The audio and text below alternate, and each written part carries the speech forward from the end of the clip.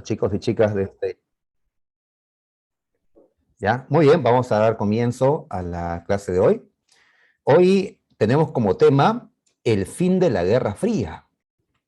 Este periodo que hemos estado estudiando en las últimas semanas, pues vamos a ponerle fin. La Guerra Fría acabó en 1991 con la desintegración de la Unión Soviética. Así que hoy vamos a estudiar la desintegración de la URSS, qué pasó con la URSS, y también tenemos que estudiar la reunificación alemana. Ambos procesos históricos explican el final de esta Guerra Fría. Vamos entonces con estos temas. Muy bien. Empezamos con la desintegración de la URSS. ¿Ya? Hace un par de meses, en el penúltimo examen de la Universidad de San Marcos, pues San Marcos preguntó por este tema. ¿Ya? Preguntó por la Glasnost, una de las reformas de Mikhail Gorbachev en la URSS. ¿Ya? Así que es un tema, como puedes ver, tomado en cuenta por la Universidad de San Marcos. Muy bien. A ver, veamos. Entre 1990 y 1991, la URSS, la Unión de Repúblicas Socialistas Soviéticas, pues se desintegró. Es decir, las repúblicas que integraban la URSS se independizaron, se separaron. Desde el año 90, en que Lituania fue el primero en decir, yo me retiro de la URSS, pues hasta que en el 91 ya se consumó todo, ¿no? Todas las repúblicas se separaron. Muy bien, entonces por eso hablamos de una desintegración de la URSS, ¿ya? Pero este tema no solo trata de cómo las repúblicas de la URSS se separaron, trata de cómo la URSS entró en crisis y esa crisis los llevó a la desintegración y cómo ellos abandonaron la ideología comunista y cómo la URSS dejó de ser una superpotencia, ¿ya? Así que hay muchas cosas, ¿no?, que involucran este tema, no solo la separación de las repúblicas. Muy bien. Decimos que este fue un proceso por el cual las repúblicas que integraban la URSS se independizaron. A ver, vamos a recordar algunas cositas para entenderlo mejor, ¿ya?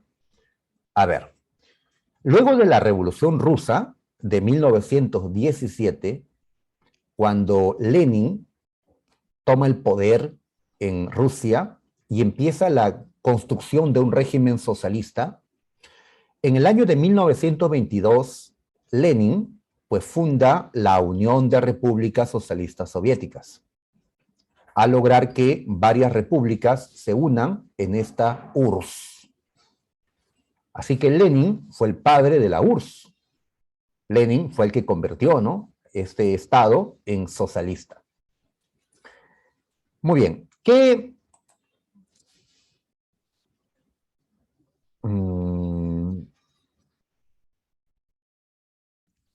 Uy, me señalan que quedó pendiente el tema de Vietnam. Uy, no recordaba eso. Pensé que lo había terminado. Ya, pues que ya empecé este tema. No puedo retroceder. A ver. ¿Ya? Lo hacemos la próxima entonces, muchachos. Lo hacemos la próxima. Todavía tenemos 2 semanas. La última semana es repaso. También podríamos meterlo ahí como un tema de repaso. Ah, ya, nos quedamos en Cuba. Ya. Ya. Yo hoy voy a mencionar Vietnam. A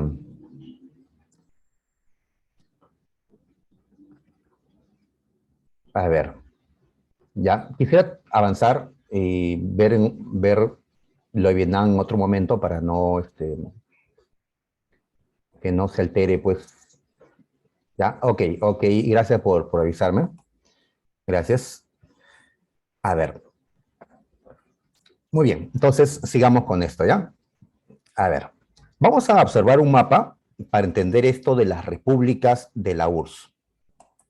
A ver, vamos a buscar un mapita. Aquí está. A ver, miren, aquí tenemos a la Unión Soviética. Todo este territorio que se encuentra dentro de la línea roja, ¿ya? Es el territorio de la URSS. Muy bien. Dentro de la URSS podemos observar a varias repúblicas, ¿sí? Hay una que es grandota, la República Rusa, o Rusia simplemente. Pero hay muchas otras más. Si las contamos, son 15 estas repúblicas. ¿Qué nombres tienen? A ver, voy a leerlos un par de veces en esta clase, a ver si se nos queda grabado, porque nos podrían preguntar por repúblicas que surgieron de la desintegración de la URSS. Muy bien, tenemos a Estonia. Aquí está. En Europa tenemos a Estonia, Letonia, Lituania, Bielorrusia, Ucrania, Moldavia. Por aquí tenemos a Georgia, Armenia y Azerbaiyán. Y en esta parte de Asia Central tenemos a Kazajistán, Uzbekistán, Turkmenistán, Kirguistán, Tayikistán. Todos estos países que terminan en Stan son países musulmanes, ¿no? Curiosamente tienen esta misma terminación de Stan, que significa tierra de. Tierra de.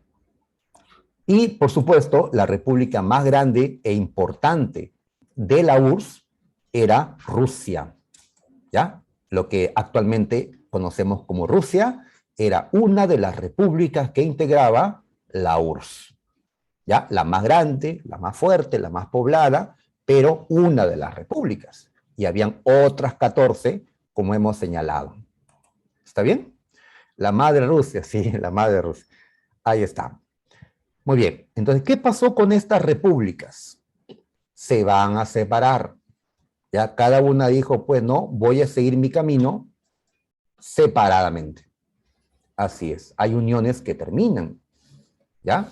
Así es, ¿no? Hemos sufrido a veces cuando esa relación pues se ha terminado, ¿no? ¿Ya? Muy bien, así le pasó a la Unión Soviética. ¿Ya? Ahí está. Todas estas repúblicas actualmente son países independientes. Así es, ¿no? Tayikistán es un país independiente. ¿Ya? Lituania, Ucrania, Rusia, etcétera.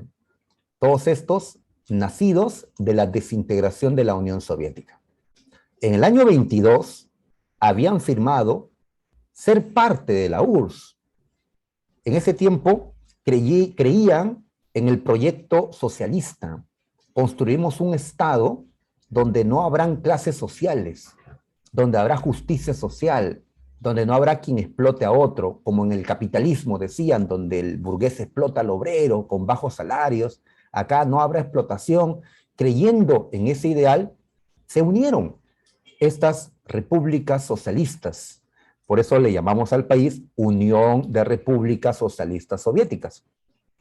¿Ya? Pero ahora en estos años 80, en que el socialismo era algo que ellos veían imposible de concretar, que ese ideal de la sociedad sin clases era, al parecer, una utopía inalcanzable, porque después de 70 años no se construyó esa sociedad sin clases, ese comunismo que decían desde Marx.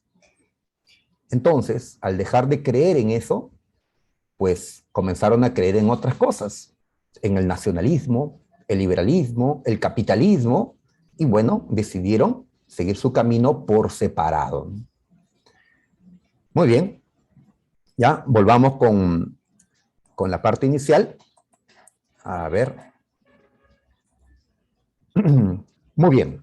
Entonces, con esta desintegración, desapareció el más grande Estado socialista, lo que hemos llamado en estas últimas semanas la URSS. La URSS fue un Estado que existió en el siglo XX, producto de la revolución socialista de Rusia, y bueno, llegó a su fin en 1991. ¿Ya? y con la desaparición de la URSS terminó la Guerra Fría, porque la Guerra Fría era una pugna entre dos, Estados Unidos y la Unión Soviética. Habían dos superpotencias, pues ahora desapareció una. Quedó una sola superpotencia, Estados Unidos. Así que la Guerra Fría finalizó. Muy bien, lo que vamos a hacer ahora es analizar qué le pasó a la Unión Soviética. ¿Cuáles fueron las causas que llevaron a esta desintegración? El problema principal es la crisis económica, ¿ya? El colapso de la economía de la URSS en los años 80. Esto provocó, pues, que a pesar de las reformas que se hicieron para tratar de salir de esa crisis, no se pudo hacer mucho y al final la URSS, de todas maneras, se desintegró. Esta crisis ya se vivía en los años 70, pero en los 80 fue una crisis más aguda, ¿no? Nos preguntamos por qué la crisis. ¿A qué se debió la crisis económica de la Unión Soviética? Muy bien, la razón principal, en mi opinión, fue el excesivo gasto militar. Recuerden que durante toda la Guerra Fría, que duró más de 40 años, la Unión Soviética estuvo empatado en armas con los Estados Unidos. Estados Unidos creó la bomba atómica, la URSS construyó su propia bomba atómica. Estados Unidos creó la bomba de hidrógeno, la URSS creó su propia bomba de hidrógeno.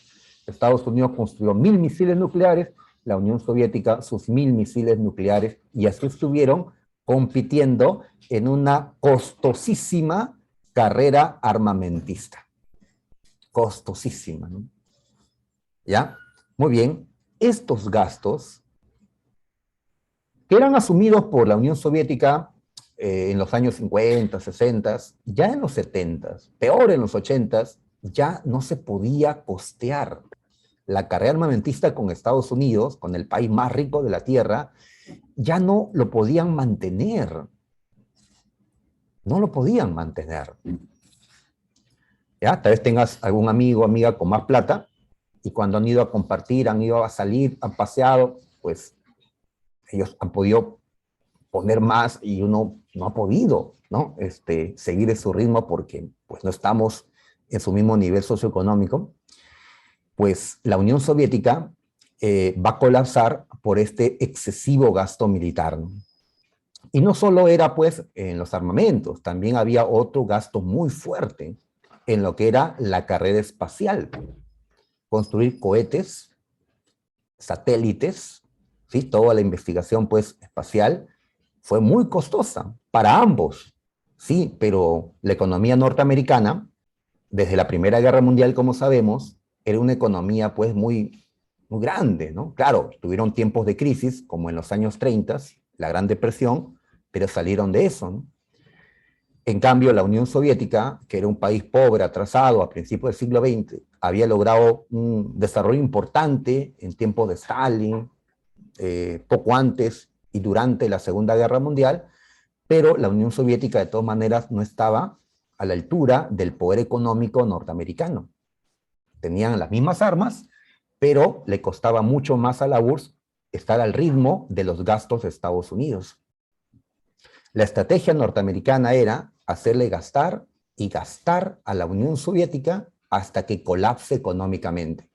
Y fue lo que ocurrió. Estados Unidos no tuvo que hacerle la Tercera Guerra Mundial a la URSS, no tuvo que enfrentarla para ganar la Guerra Fría, tuvo que hacerle gastar hasta arruinarle, ¿no? Muy bien, entonces ahí vemos el enorme gasto que hizo la URSS, sus recursos, su industria destinado a la carrera armamentista, a producir armas, cohetes espaciales. Muy bien, pero ¿qué pasa? Si te centras en esto, descuidas otros aspectos. La vida de tu gente.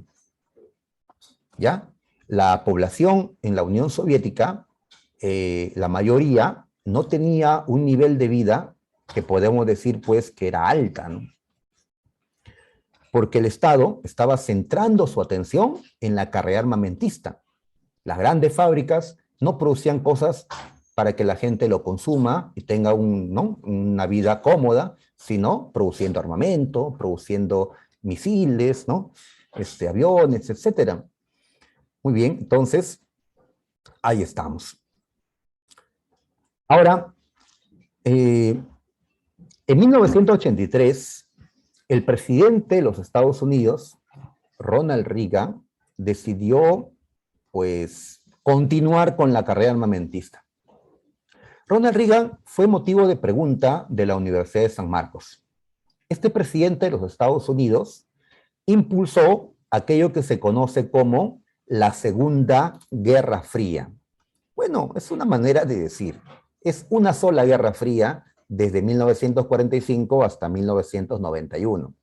Solo que dentro de la Guerra Fría podemos ver dos momentos, digamos, donde la confrontación fue más álgida, hubo mayor tensión, ¿no? Hubo mayor confrontación.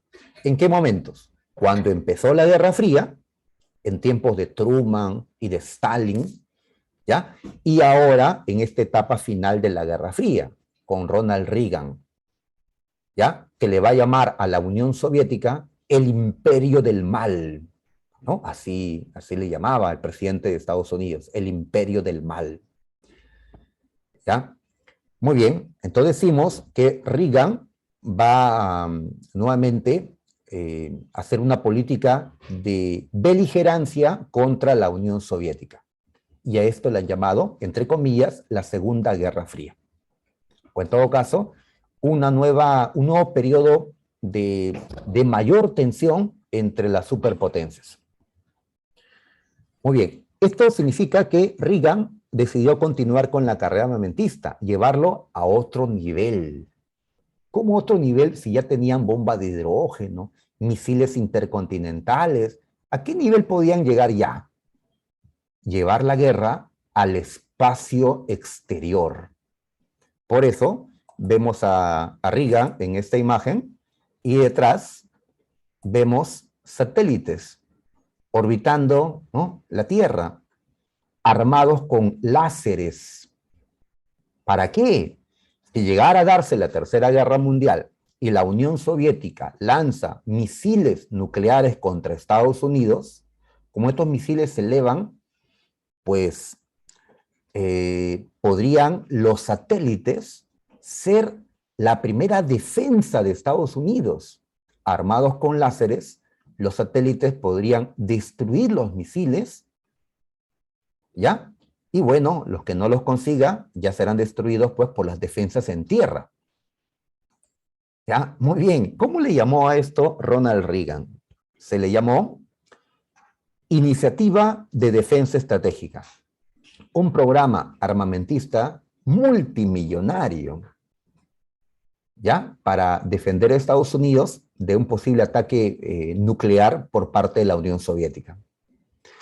Ahora, como hablamos de satélites, del espacio, de rayos láser, ¿no? Y en ese tiempo, pues ya se veía, ¿no?, en las pantallas las películas de los Jedis. Habrás visto los episodios 4, 5, 6, La Guerra de las Galaxias. ¿Habrán visto? Pues yo ya soy seguidor de la saga de los Jedis. Star Wars. Pues la prensa bautizó este programa como Star Wars. Guerra de las Galaxias en nuestro idioma, ¿no? Así fue conocido este programa. Muy bien, si el presidente de Estados Unidos propone que va a reiniciar la carrera armamentista con este programa multimillonario, ¿qué tenía que hacer la Unión Soviética? Pues lo que siempre había hecho era, si Estados Unidos hacía algo, la URSS le seguía, le tenía que empatar, tenía que haber equilibrio entre las fuerzas. Pero esta vez la Unión Soviética, ¿qué dijo? No, la Unión Soviética no va a buscar un programa similar. Y esto dejó en evidencia, ¿qué cosa?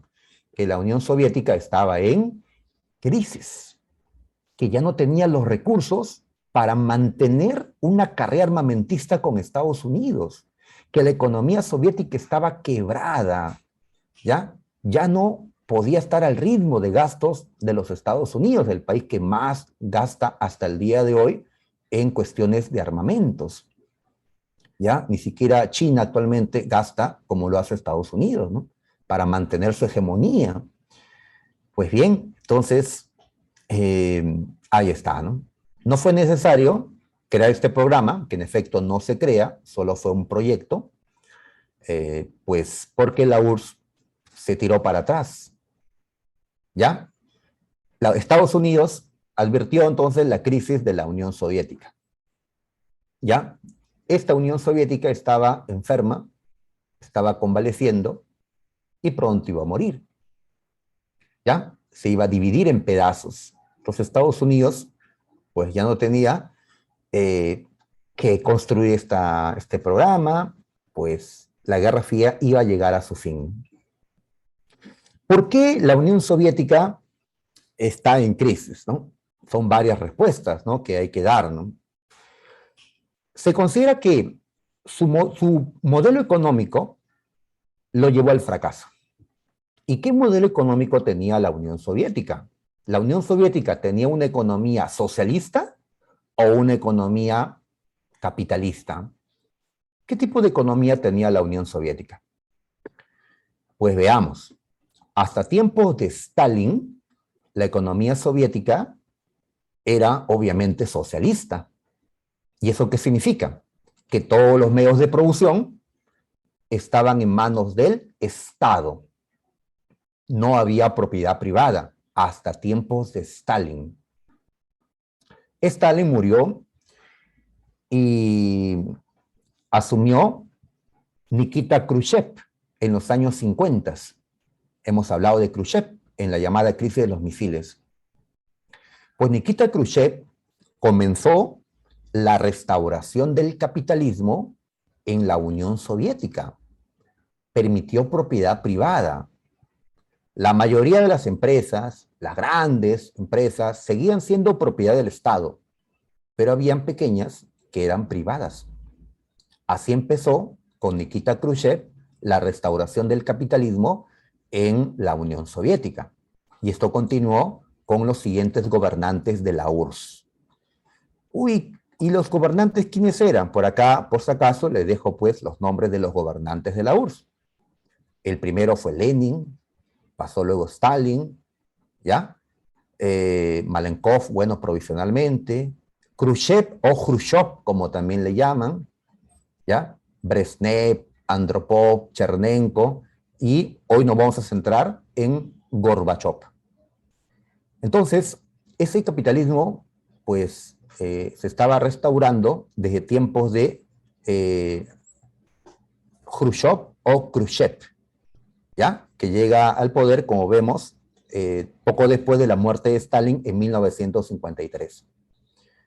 Muy bien, entonces, ¿qué tipo de modelo económico tenía la Unión Soviética en los años 70, en los años 80? Pues no era una economía totalmente socialista, porque había algo de propiedad privada. ¿Cómo se le ha llamado a esto? Le han llamado el capitalismo de Estado. Como había algo de propiedad privada, pero el Estado seguía siendo el dueño mayormente de las empresas, se le ha llamado el capitalismo de Estado. Este modelo va a llevar a la Unión Soviética al estancamiento. Es decir, pues llegó un momento en que dejaron de crecer. Dejaron de crecer. La economía soviética se estancó. ¿Ya? Y eso es terrible, pues, para una economía. Siempre tenemos que seguir creciendo, ¿no? Muy bien, entonces, ¿qué es lo que dicen los anticomunistas? Pues dicen, pues la URSS desapareció porque el socialismo lo llevó al fracaso. ¿Ya? El socialismo te va a llevar siempre al fracaso. El capitalismo te permite seguir creciendo. Hay crisis, pero luego te recuperas. Para los que siguen siendo socialistas, los que siguen pues siendo, ¿no? Comparten ese pensamiento, dicen ellos que no, lo que llevó a la caída a la URSS no fue el socialismo, sino el capitalismo de Estado, que si no se hubiera restaurado el capitalismo, la Unión Soviética seguiría existiendo. Que fue esta gente que traicionó al socialismo, Khrushchev, ¿no? y los que le siguieron, los que arruinaron a la Unión Soviética. Hasta Stalin, la economía era socialista y así debió seguir siendo, ¿no? Entonces, tenemos dos opiniones sobre, pues, qué pasó con la Unión Soviética, ¿no? Bueno, entonces, no es fácil llegar, pues, a una conclusión acá, porque dependiendo de tu posición, pues, puedes aceptar una respuesta, ¿no? Y sabemos, pues, que hasta el día de hoy están los liberales y también están los socialistas, ¿no? Hasta nuestro tiempo, ¿no? Derecha, izquierda, esta diferencia nos acompaña hasta hoy.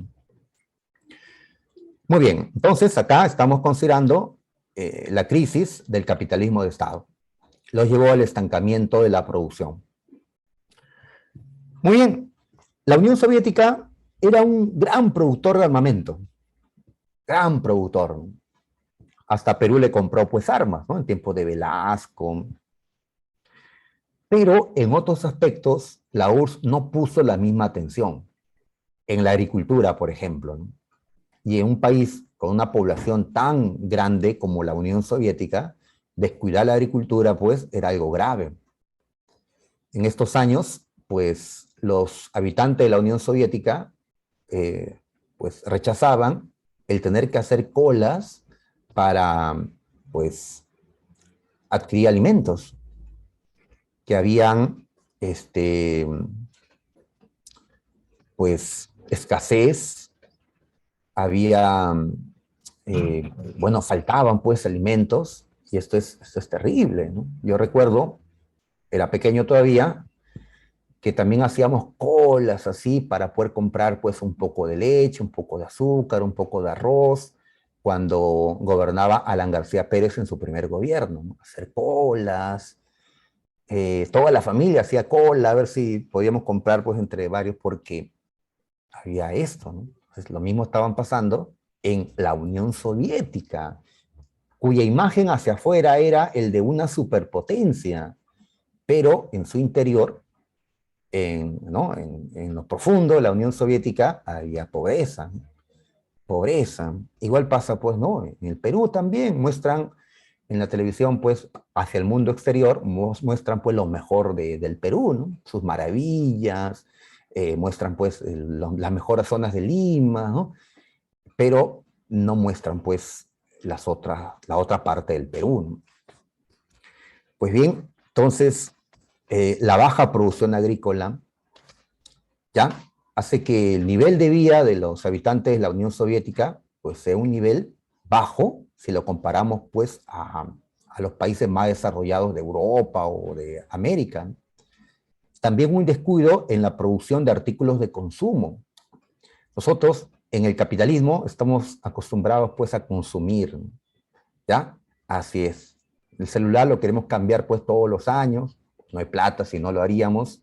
Los que tienen plata, sí. Los que tienen plata cambian el carro, pues, todos los años, ¿no? No quieren usar el carro del año pasado, ¿no? Pues es un sistema de consumo, ¿no? El capitalismo, ¿ya? Poder ir a una tienda y comprarte, pues, esas zapatillas, ¿no? Que te gustan, ese celular, ¿no? Ese televisor, pues, OLED, ¿no? Que ahora venden. Y si tienes plata en el capitalismo, puedes comprar lo que te dé la gana, ¿no? Y ufanarte, ¿no? En el socialismo no habían esas tiendas donde compraras, pues, esas cosas, esas zapatillas, ¿no? No. Recuerden que aquí el Estado es el gran productor y el Estado no se centra en producir esos artículos, ¿no? Sino otros, ¿no? Para la guerra, ¿no?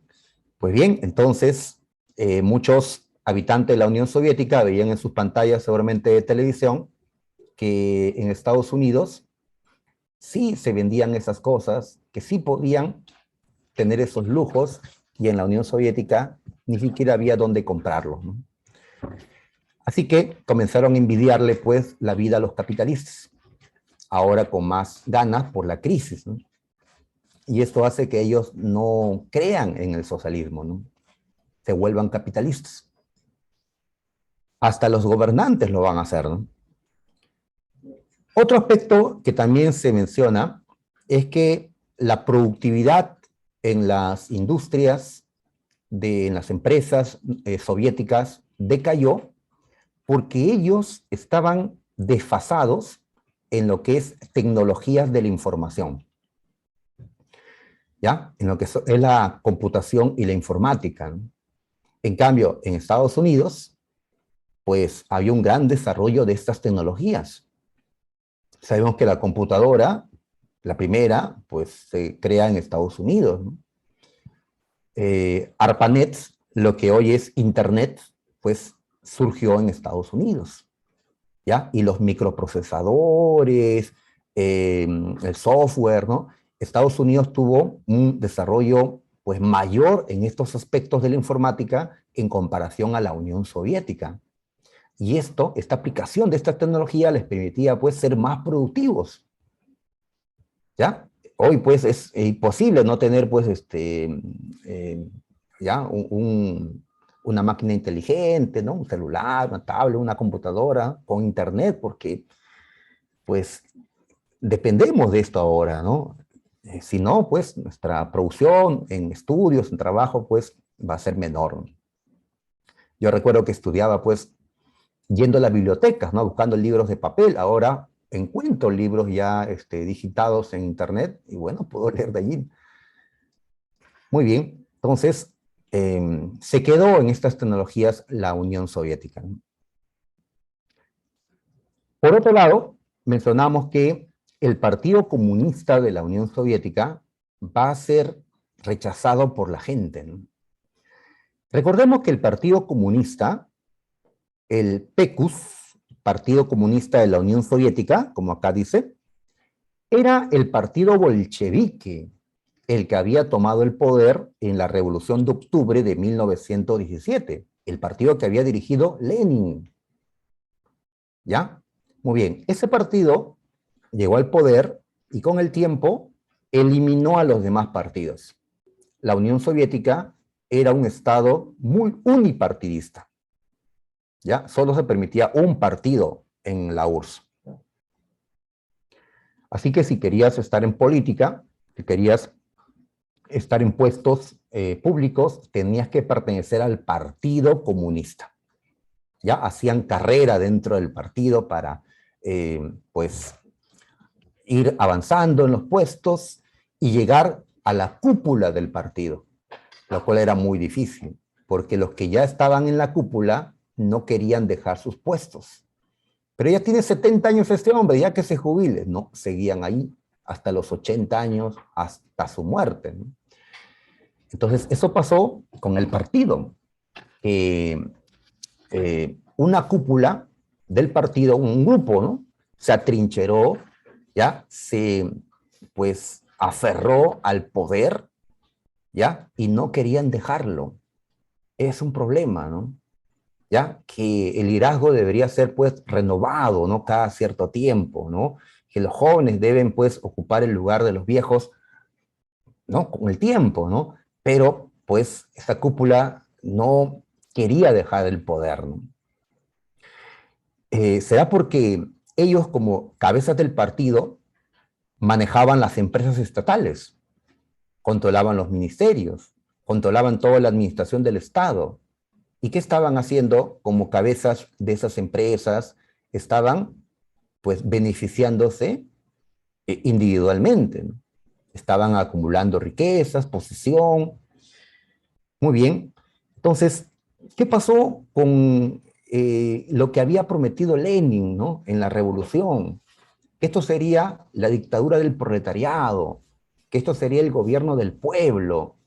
Pues lo que terminó siendo la Unión Soviética fue la dictadura de un partido, y dentro del partido, la dictadura de una cúpula, ¿ya? Entonces, los defensores del socialismo dicen, esto no es lo que quería el socialismo, esto no es lo que hizo Lenin, ¿ya? Lenin no quería que una cúpula se entornille y no quiera dejar, y quiera beneficiarse personalmente, ¿no? pero eso fue lo que terminó siendo, pues, la Unión Soviética, ¿no?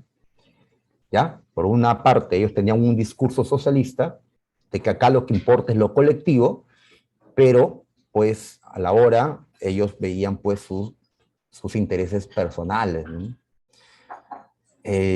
Muy bien, se señala corrupción, porque ese no era el camino que el socialismo indicaba, ¿no?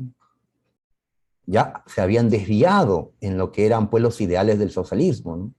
Burocratización. Este término significa que esa cúpula del partido se había alejado del pueblo. Ellos eran del pueblo antes, ellos salieron de allí, pues después se alejaron de ellos. Es como si Castillo rechazara a los cajamarquinos, ¿no?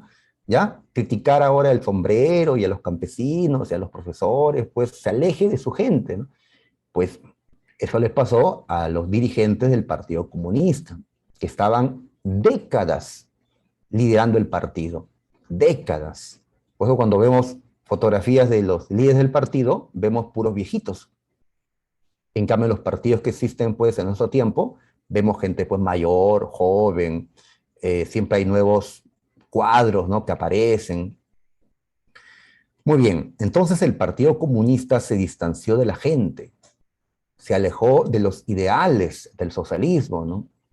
Ya van a ser considerados corruptos y la gente, pues, ya no va a creer en este partido, ¿no?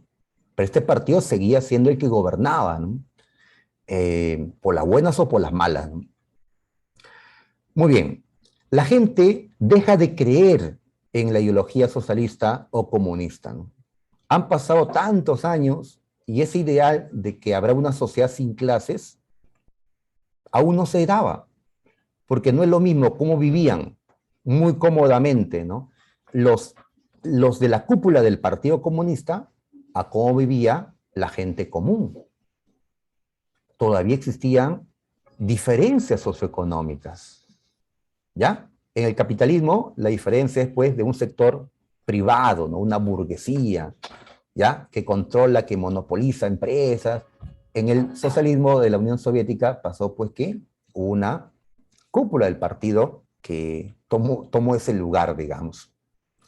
Cuando la gente dejó de creer en el comunismo, al menos la mayoría, digamos, el nacionalismo cobró fuerza, ¿ya? El nacionalismo, ¿qué cosa promueve? Las diferencias. Los que viven dentro de la Unión Soviética no eran gente que hablaba el mismo idioma, no era gente que tenía las mismas creencias o la misma cultura.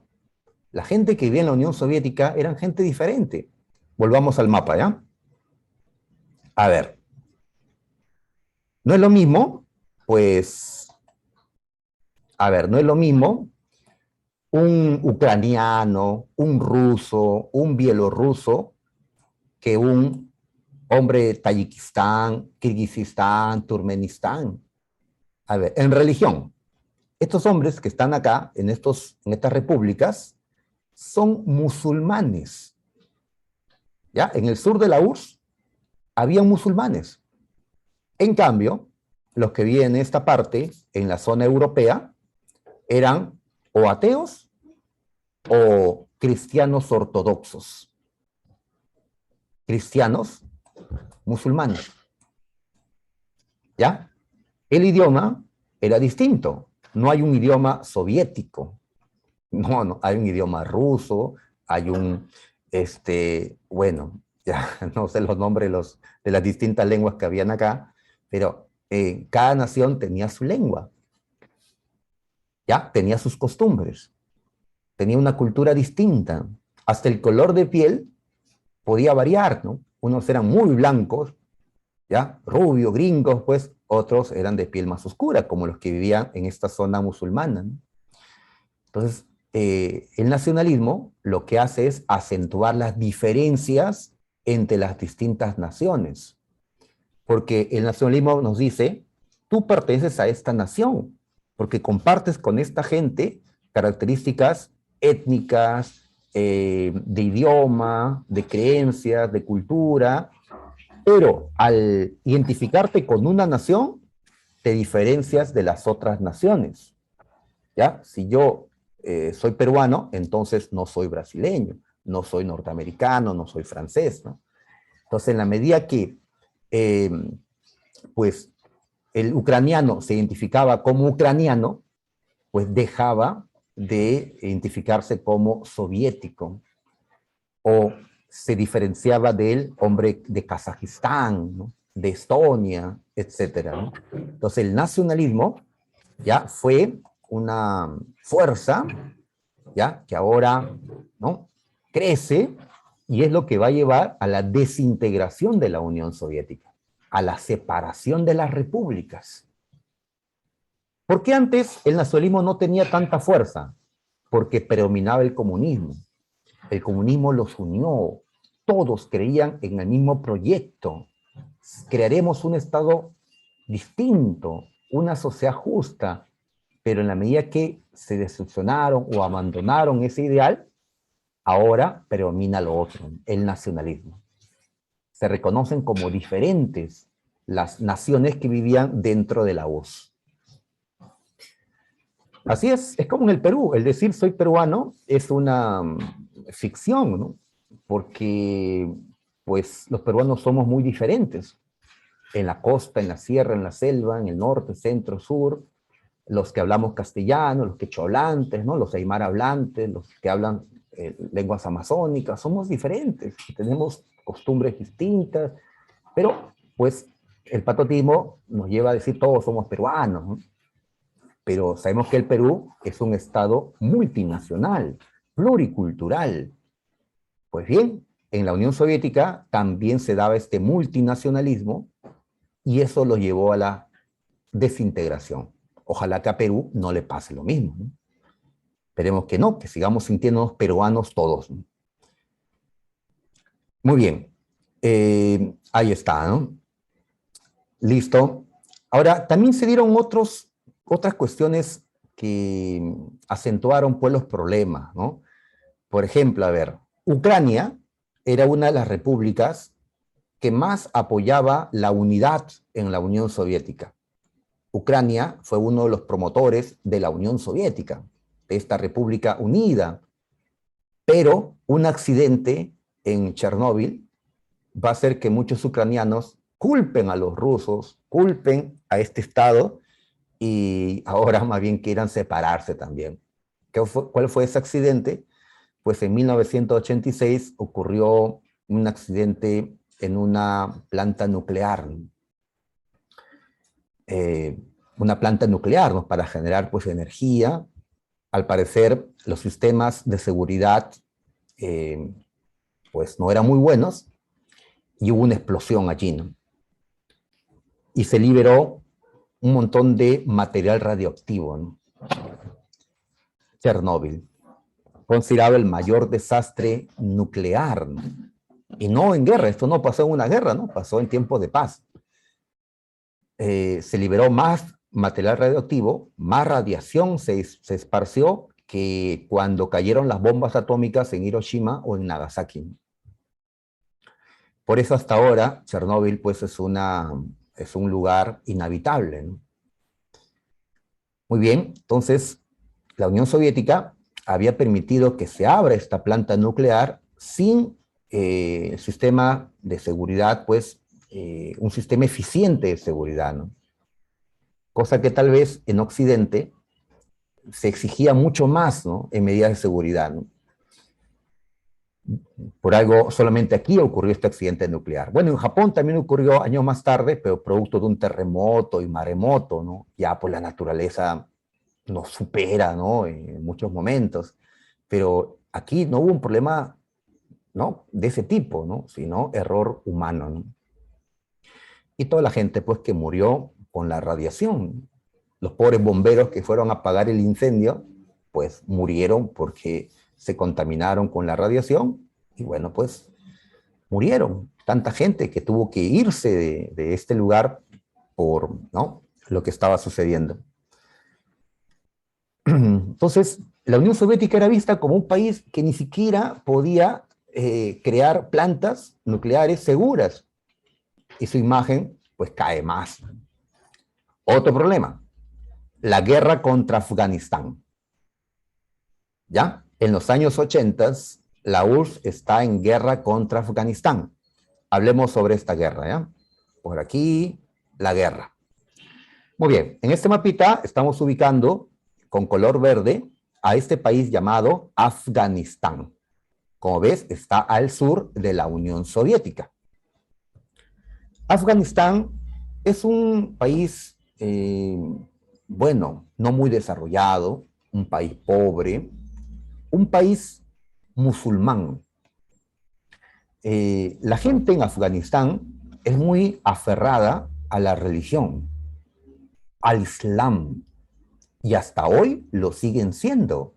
Habrás escuchado noticias sobre Afganistán, que en este año los talibanes retomaron el gobierno en Afganistán, y ellos son gente muy apegada a la religión, a las costumbres antiguas, como que la mujer tiene que vestirse cubriéndose todo el cuerpo. Pues muy bien, en los años 80 se dio una guerra entre Afganistán y la Unión Soviética. ¿Qué ocurrió?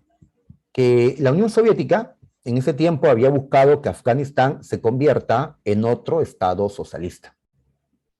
Había apoyado a que un grupo tome el control de Afganistán y establezca un régimen comunista. Y sabemos que los gobiernos comunistas pues socializan los medios de producción, pero también impulsan políticas laicas. ¿Qué es eso? Políticas laicas. Eso significa que dejan el tema de la religión a un lado, separan la política de la religión, ¿ya? Como hacemos nosotros en Occidente, ¿no? Separamos, ¿no?, al Estado de la Iglesia, separamos, ¿no?, la política de la religión, ¿no? Es el laicismo, ¿no? Muy bien. Esto chocó con los afganos que eran tan aferrados a la religión, ¿no? Ellos rechazaron a ese régimen comunista, rechazaron la ideología comunista, como también rechazaban al capitalismo y al liberalismo, ¿ya? Ellos decían no al capitalismo, no al liberalismo, no al comunismo, le decían sí a ¿qué? Al Islam. O sea que en Afganistán la corriente es lo que llamamos actualmente el fundamentalismo islámico. Este apego, ¿no?, a la religión, que la religión sea la que regule toda la sociedad. No la ley del hombre, sino la ley de Dios. Muy bien, entonces cuando la población afgana se opuso a ese gobierno comunista, la Unión Soviética decidió invadir Afganistán para poner orden. Una superpotencia invadía a un país subdesarrollado como Afganistán. En teoría, esto era una victoria fácil para la Unión Soviética, ¿ya? Que tiene las armas, ¿no? Entró con sus numerosos tanques, aviones, helicópteros de combate, ¿no? Parecía que, pues, esta era una victoria fácil de la Unión Soviética, ¿ya? Sin embargo, esta guerra se le compara con la guerra de Vietnam, que luego vamos a revisar, ¿ya? Así es. ¿Qué cosa quiero decir con que se le compara con Vietnam? Pues en Vietnam, Estados Unidos fue seguro de ganar a esos vietnamitas, un pueblo subdesarrollado, ¿no? Pero Estados Unidos perdió la guerra. Entonces lo mismo le va a pasar a la Unión Soviética. Va a fracasar en Afganistán. Surgió una guerrilla islamista, musulmana, llamados los mujahidines, que vemos acá en esta imagen. Ellos son la resistencia afgana contra los soviéticos, ahí con sus turbantes, ¿no? Típico de ellos, gente que vive en las montañas, porque es un país montañoso Afganistán, musulmanes. Ellos querían pelear, pero les faltaba armas, y sin armas, muy poco podían hacer. ¿Quién les va a suministrar armas? Pues ¿quién? Obviamente Estados Unidos de América. Armas, para que puedan enfrentar pues a los soviéticos. Estados Unidos quería hacer fracasar la invasión soviética sobre Afganistán y evitar que este país se pase pues al comunismo, ¿no? Ahora, Estados Unidos tuvo como nexo con estos afganos, tuvo como nexo a un personaje llamado Osama Bin Laden. ¿Te suena Bin Laden? A Bin Laden se le ha responsabilizado ¿de qué, muchachos? ¿De qué, no? De, pues, el atentado del 11 de septiembre. Es decir, el ataque a las Torres Gemelas de Nueva York. ¿Ya? De eso lo veremos la próxima semana, me parece, o la siguiente. Claro, las Torres Gemelas, ¿no? Muy bien. Bin Laden, cuando ocurren las Torres Gemelas, se convierte en el terrorista más buscado, en el mayor enemigo de Estados Unidos, es lo que dice Estados Unidos, ¿no? En cambio, en estos momentos, Bin Laden es un socio de Estados Unidos. A través de él, Estados Unidos tiene contacto con los mujahidines. Bin Laden es un hombre de Arabia Saudita, es un hombre muy rico, él financió pues su grupo Al Qaeda, y bueno, vinculado a Estados Unidos. La familia Bin Laden vivía en Estados Unidos. Bien, aquí es un aliado, después ya va a ser el más buscado por Estados Unidos. Curioso, ¿no? Que haya ocurrido este cambio. Hay sospechas, hay teoría de la conspiración que luego tal vez mencionaremos. Muy bien, entonces lo que iba a ser una guerra fácil para la URSS se convirtió pues en una guerra larga, en la que no terminaban de ganar. Los mujahidines resistían, ya en las zonas rurales, en las montañas, ya soportaban el avance soviético. Claro, sin las armas de Estados Unidos habría sido difícil. Pero ahí están, ¿no? Aguantando, y pasaron muchos años, desde el 79 que empezó la invasión, hasta el 89, los soviéticos no pudieron derrotar a los afganos. Mataron a muchos, pero seguían allí resistiendo. Seguían allí. Y esto, pues, dejó mal a la Unión Soviética, su imagen exterior. Mira esta superpotencia que no puede contra un país pobre, ¿no? Pues esto agudizó la crisis económica, política de la Unión Soviética, esta derrota en la guerra de Afganistán. Al final, el presidente Gorbachev ordenó la retirada de las tropas soviéticas que habían entrado a Afganistán. Y sabes que si uno se retira de una guerra, es considerado el derrotado, ¿no? Y así los mujahidines van a celebrar pues una victoria. Aguantaron 10 años y se fue el invasor, ¿no? Y lo van a ver como una victoria. Y la van a agradecer no a Estados Unidos, sino a Alá. Alá fue quien nos salvó, ¿no? ¿Ya? Estados Unidos quiso, pues, luego influir para dominar Afganistán. Los afganos le dirán, no, no queremos ni comunismo ni capitalismo, solo aceptamos el Islam. Después de esta guerra, los que tomaron el control de Afganistán fueron los llamados talibanes, un grupo musulmán muy conservador, ¿ya? Tomaron el control de Afganistán, ¿ya? Pues, y los talibanes no querían saber nada ni de los comunistas soviéticos, ni tampoco de los capitalistas norteamericanos. O sea que más adelante Afganistán se volvió un enemigo de Estados Unidos. Por eso Estados Unidos le invadió en el año 2001. Este año Estados Unidos se retiró, pero los talibanes volvieron a tomar el control de Afganistán, ¿no? Actualmente, ¿no? Bueno, ya hablaremos de eso después. Por ahora estamos viendo esta guerra que la Unión Soviética fracasó. Ahí está, ¿no?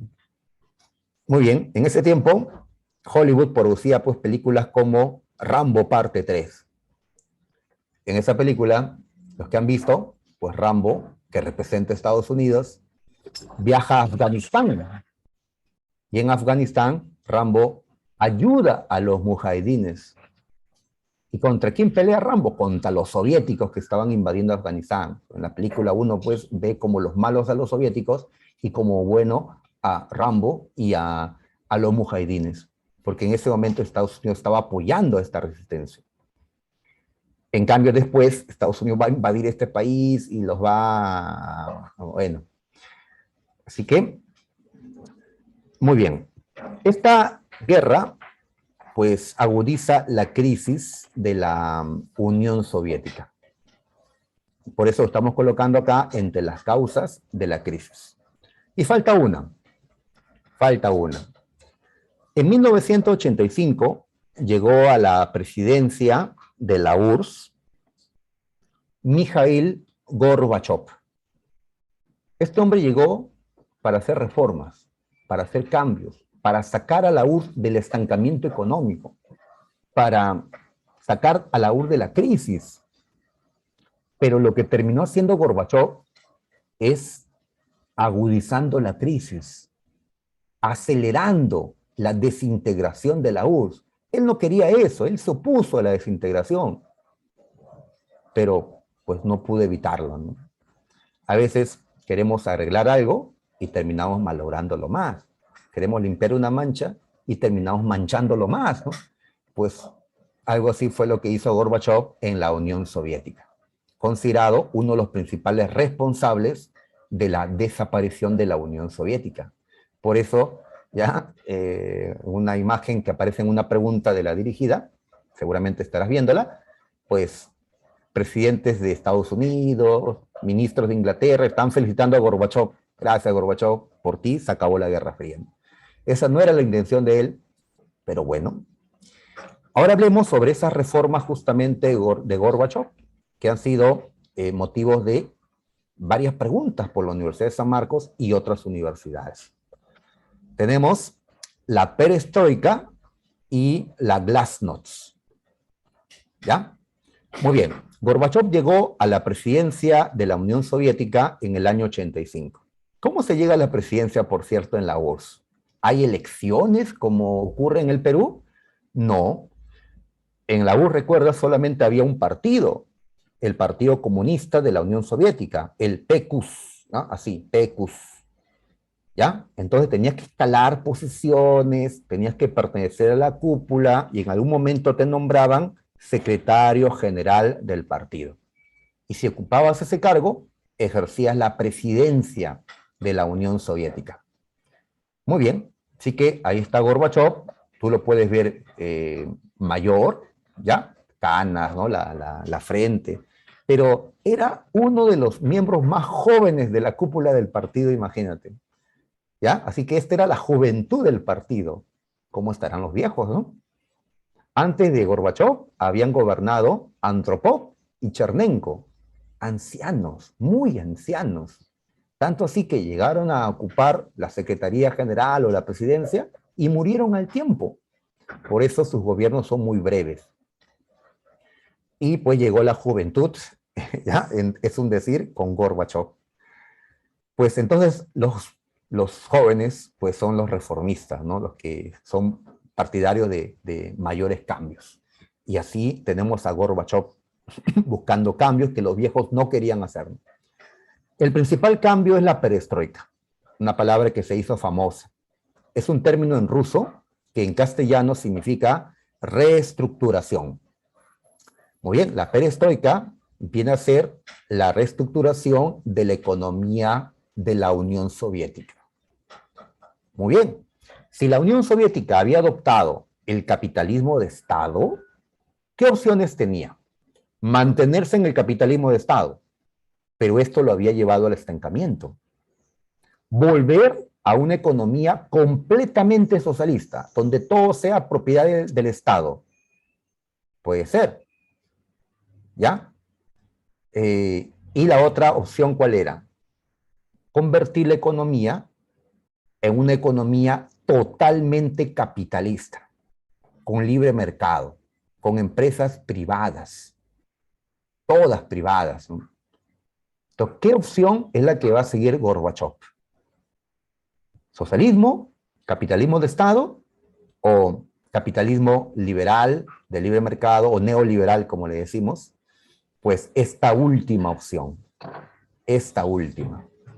Así que la perestroika consiste en establecer una economía totalmente capitalista ya en la Unión Soviética. Ese restablecimiento del capitalismo que había empezado décadas atrás, pues ahora se va a consumar completamente. Se va a dejar el capitalismo de Estado, en el que el Estado todavía era dueño de las principales empresas, y se va a adoptar ahora un capitalismo de libre mercado. Esto es liberalización económica. Es decir, el Estado ahora va a dejar, ¿no?, libertad al mercado, libertad a la economía para que se maneje como en Occidente. El Estado no va a controlar ya la producción, no la distribución, ya no. Muy bien, ¿y cómo se hace eso? Privatizando las empresas públicas. ¿Ya? Las empresas del Estado van a ser subastadas, vendidas a capitalistas extranjeros. Qué raro, ¿no? Llegan desde Estados Unidos u otros lugares inversionistas a comprar las empresas de la Unión Soviética a precios bajos para reflotarlos, para hacerlas productivas, para... estas empresas eran poco productivas, eran empresas con pérdida, estas empresas estatales. Lamentablemente, pues, tuvo un mal manejo, ¿no? ¿Quiénes administraban estas empresas? Gente del partido. Estos políticos, ¿cuántos sabían, pues, de administración de empresas? Tal vez lo mismo que yo, ¿no? O sea, muy poco, ¿no? Pues era necesario que gente dedicada a esto, ¿no? Capitalistas, pero lo asuman. Pero la Unión Soviética estaba renunciando a mantener una economía socialista. Entonces, ¿qué tipo de país puede llamarse socialista cuando tiene una economía ya capitalista? Pues se da el caso, ¿no? China actualmente es un caso, ¿no?, que su gobierno es todavía socialista, pero su economía es capitalista. Lo mismo intentó hacer acá Gorbachev con la Unión Soviética, pero las cosas no salieron bien al inicio y bueno, la Unión Soviética desapareció antes que este cambio genere pues frutos en la Unión Soviética. Muy bien, las empresas se privatizan, ahora el libre mercado, ahora el Estado ya no pone precio a las cosas, ahora lo fija el mercado, ¿no?, la oferta y la demanda, así es, pero esto también trae problemas. Por ejemplo, ¿no?, antes habían productos eh, subvencionados por el Estado. El Estado, pues, mantenía precios bajos de ciertos productos. Ahora que el Estado ya no se mete y la oferta y la demanda juega, si hay escasez de esos productos, pues se elevan sus precios, ¿no? Elevan sus precios. Pues bien, esto va a perjudicar a, pues, a gente humilde en la Unión Soviética. Esto es lo que pasó con nosotros, con el Fujishock, que hizo el gobierno de Fujimori cuando recién entró, el shock económico. Es lo mismo que se está haciendo acá con la perestroika. La perestroika se hizo antes, ¿no?, que en el Perú. Muy bien. Y esto también era una exigencia del Fondo Monetario Internacional. La Unión Soviética con Gorbachev se está pidiendo préstamos del Fondo Monetario Internacional. Y el FMI le está diciendo, muy bien, pero tienes que adecuar tu economía a nuestros lineamientos. Y esto significa, pues, privatización de empresas, libre mercado, flexibilización laboral. ¿Eso qué significa? Significa que un trabajador en una empresa pública de la Unión Soviética tenía trabajo estable, podía quedarse allí toda su vida, ¿no? Ahora que la empresa ha sido vendida, que ahora que es privada la empresa, los dueños, que son pues privados, no necesitan tantos trabajadores en la empresa. Tu estabilidad es eliminada. Eso significa flexibilización laboral. ¿Ya? La eliminación de la estabilidad laboral absoluta. Ahora tu empleador te puede despedir. Y así muchos fueron despedidos. Tantos trabajaban en el Estado, ahora ya no lo hacen, ahora son despedidos por las empresas privatizadas y pues van a sufrir estos cambios. Entonces, la perestroika, el tener que adecuar el modelo, ¿no?, a uno distinto del libre mercado, en principio generó pues una mayor crisis. y el colapso de la Unión Soviética. Así ocurría en todas partes, ¿no? En el Perú también el shock económico que hizo Fujimori generó una mayor crisis, pero con el tiempo ya la economía se estabilizó. Pues la URSS desapareció antes que las cosas se estabilicen, antes que se puedan ver los frutos de la perestroika, ¿no? La otra reforma era la glasnost. Esta palabra en ruso lo traducimos como transparencia. En este caso, la glasnost se refiere a una reforma política. El Estado era muy cerrado en el pasado. El Estado no, no daba a conocer a la gente sobre el manejo de las empresas públicas, el manejo del Estado. No daban ellos cuentas de lo que hacían. Tal vez estén ocultando algo, decía la gente. Corrupción seguramente existe, no lo sabemos. No había libertad de prensa, uno no podía pedirle cuentas pues a los funcionarios, como sí ocurre en un país con democracia liberal, ¿no? Entonces, Gorbachev establece la glasnost, reformas políticas, reformas que van a liberalizar la política en la Unión Soviética. ¿Ya? ¿Qué significa eso? Que ahora va a haber libertad de prensa. Ahora la prensa no va a repetir lo que el Estado decía, sino tenía libertad para investigar, publicar lo que consideren. Libertad de prensa, libertad de información. El Estado ahora va a dar cuentas de su gestión. Los funcionarios tienen que ser transparentes, tienen que rendir cuentas frente a la población. ¿Ya? El Estado ahora permite a la gente que pueda criticar, ¿ya? Esto tan bonito, ¿no? De la libertad de opinión que tenemos, ¿ya? En Occidente, nosotros pues podemos decirle lo que nos dé la gana al gobernante, ¿no? O al Congreso, al alcalde, porque tenemos libertad, ¿no? Para hacerlo. Allá no había esa libertad. Pues ahora sí, ahora sí. Muy bien, pero ¿qué ocurre? Que con esta libertad de información o de prensa se descubrieron casos de corrupción en la Unión Soviética, tan graves como los que ocurren pues en los países capitalistas. En Estados Unidos, Perú, graves casos de corrupción también, igual pues ocurría acá. Se supone que los socialistas tenían más moral, se supone, ¿no?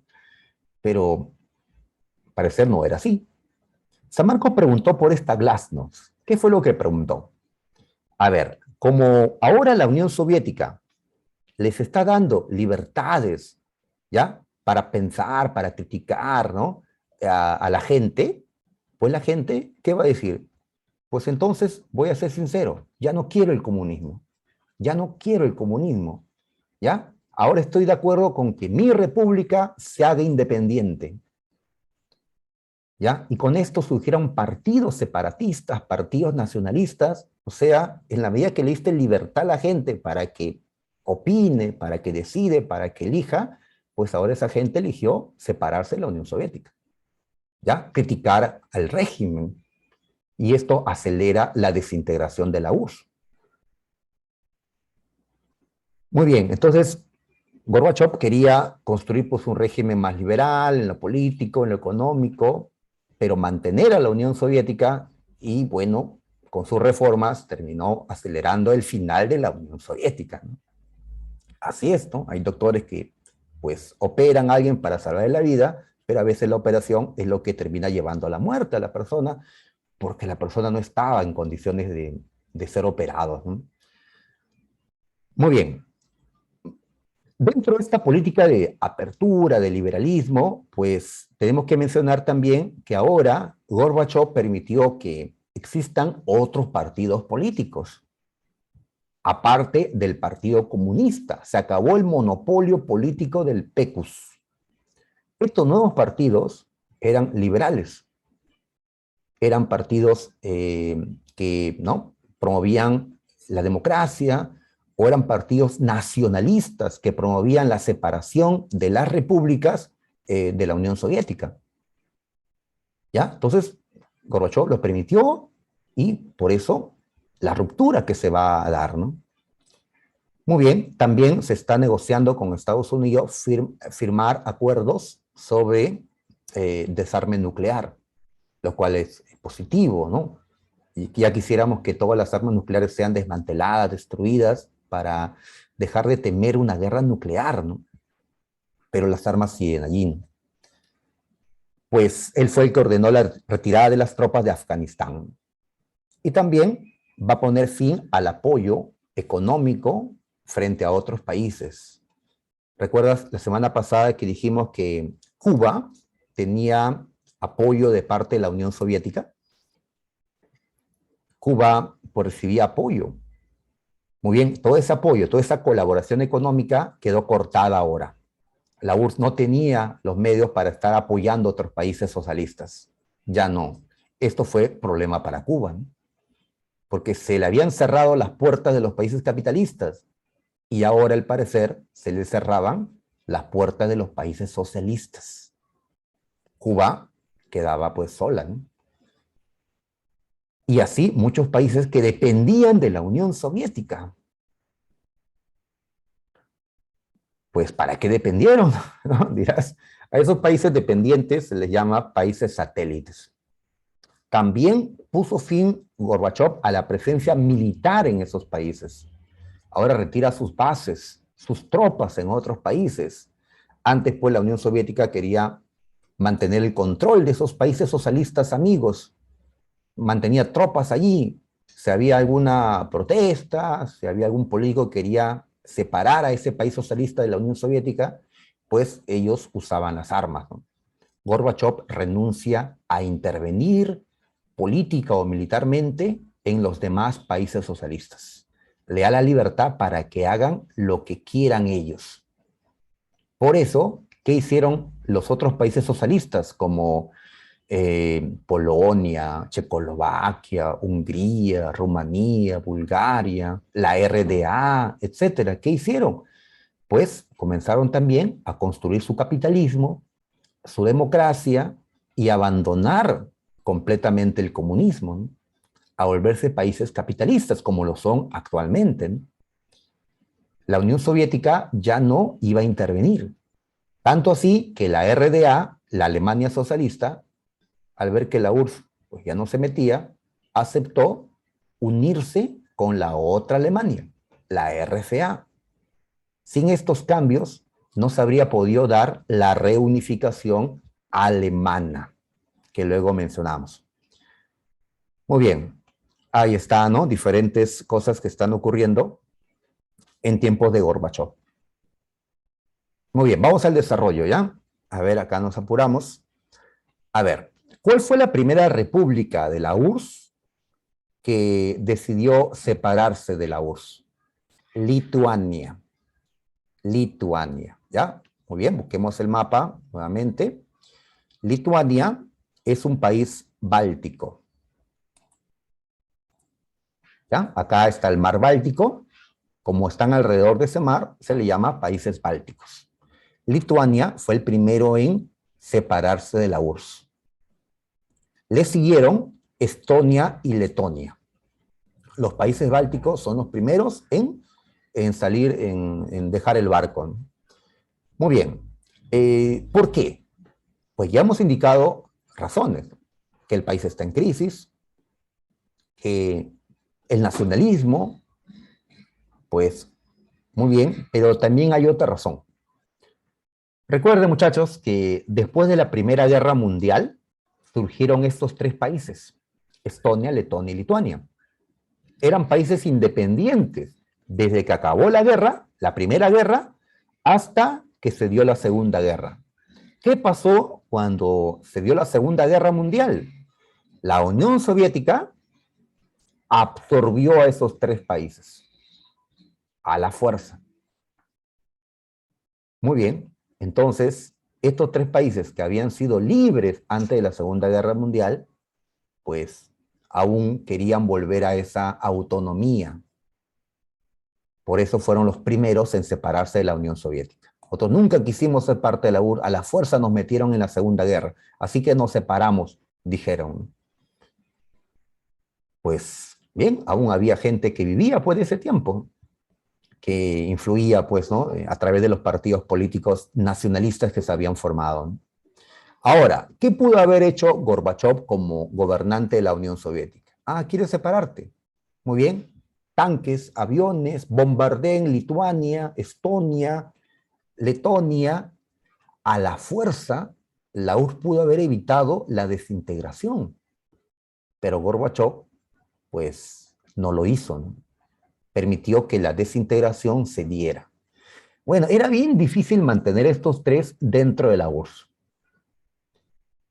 Así que el esfuerzo de Gorbachov será en mantener unidas a las demás repúblicas, Bielorrusia, Ucrania, Rusia, Kazajistán, etc. Ahí va a estar el esfuerzo de Gorbachov entonces. ¿Ya? Veamos a ver.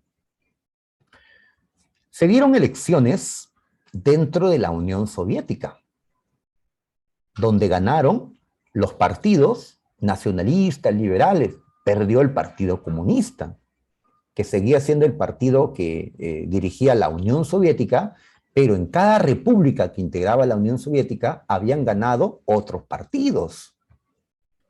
Otros partidos. ¿Ya? Es como que, pues, en el Perú se elija un presidente muy liberal, ¿ya? En todo caso, él está en Lima, gobernando todo el Perú, pero en las provincias se elijan a puros gobernadores regionales, de izquierda, ¿no? Pues algo así pasaba en la Unión Soviética, ¿no? Muy bien, aquí destacamos a un liberal llamado Boris Yeltsin. Boris Yeltsin fue elegido presidente de la República Rusa. Rusia era parte de la Unión Soviética. Ahora, Yeltsin, ¿qué consideraba? ¿Está bien la separación o estuvo en contra? Pues Yeltsin va a estar a favor de la desintegración. Él va a ser el que separe a Rusia de la Unión Soviética. Gorbachov sí quería mantener la unión. ¿Ya? En cambio, Yeltsin va a promover la desintegración. Yeltsin sí está de acuerdo con hacer ¿no? de todo esto una economía capitalista, de libre mercado, sí está de acuerdo con eso. Inclusive él era partidario de que los cambios se aceleren, que se hagan más rápidos. Gorbachov trata de evitar la desintegración. Les propone a las distintas repúblicas un nuevo tratado de unión, distinto al tratado de 1922 que había dado vida a la Unión Soviética. Mediante este nuevo tratado, lo que buscaban era que las repúblicas se mantengan dentro de la URSS con cierto beneficio. Ahora, cada república tendría mayor autonomía interna. Cada república tomaría sus propias decisiones internas, pero seguirían siendo, ¿no?, parte de una Unión Soviética. Algo así como era Estados Unidos. Algo así. Sabes que en Estados Unidos, cada estado que integra a Estados Unidos tiene autonomía interna, aprueba sus propias leyes. Para cosas externas, para cosas de asunto exterior, actúan como uno solo. Pero para cuestiones internas, cada estado decide. Algo así quería aplicar Gorbachov para la Unión Soviética. Terminar con ese gran poder central que existía. Pero cuando negocia este nuevo tratado con las repúblicas, pues le dan golpe de Estado.